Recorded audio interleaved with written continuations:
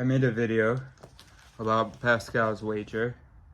Well, no, I read a chapter from This Explains Everything about Pascal's wager, and I can't find it, so let's do it again. Pascal's Wager by Tim O'Reilly, founder and CEO of O'Reilly Media. In 1661, or 1662, in his Pensées, philosopher and mathematician Blaise Pascal articulated what would come to be known as Pascal's wager. The question of whether or not to believe in God in the face of the failure of reason and science to provide a definitive answer. Given the question, definitive answer sort of has been provided, but okay. You must wager. This is Pascal. You must wager. It is not optional. You are embarked. Which will you choose then? You have two things to lose, the true and the good, and two things to stake, your reason and your will, your knowledge and your happiness.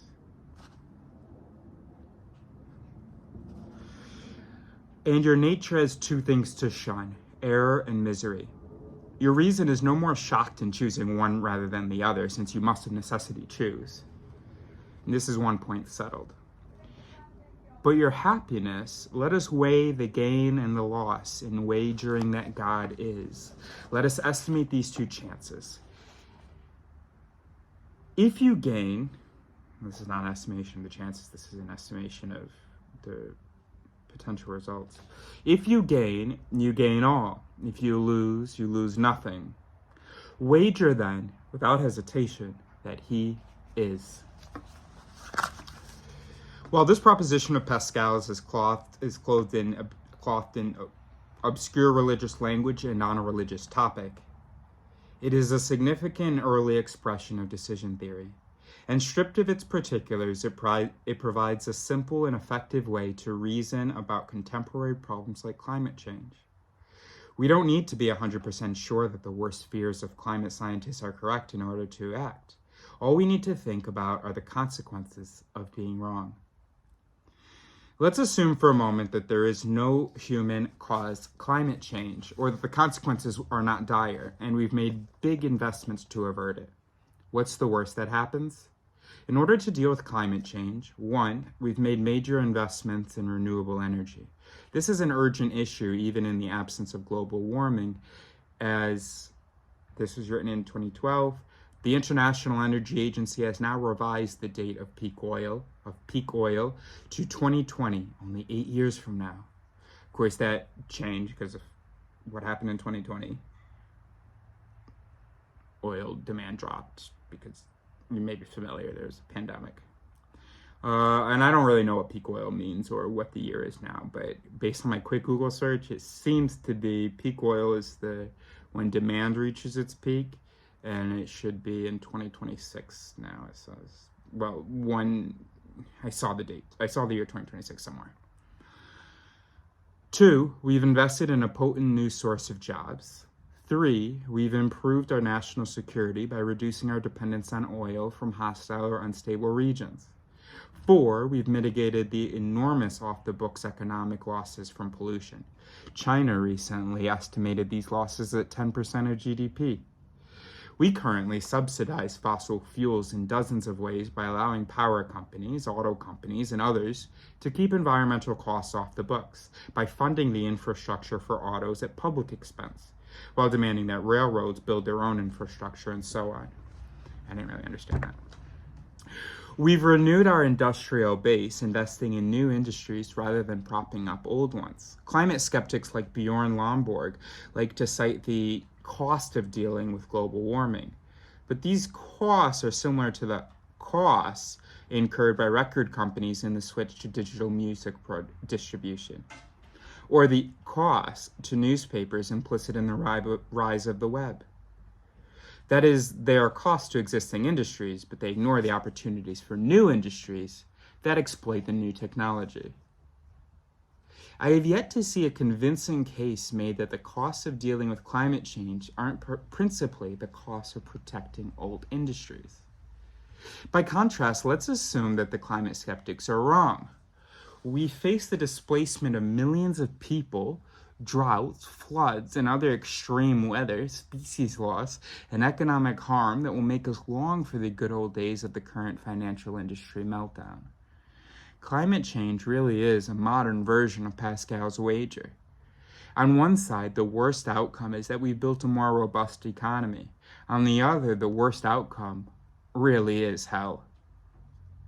In short, we do better if we believe in climate change and act on that belief, even if we turn out to be wrong. But I digress. The illustration has become the entire argument. Pascal's wager is not just for mathematicians, nor for the religiously inclined. It is a useful tool for any thinking person. Fortunately, what O'Reilly doesn't know is that there are no thinking people. If he had read O'Reilly's book, Predictably Irrational, he might know that.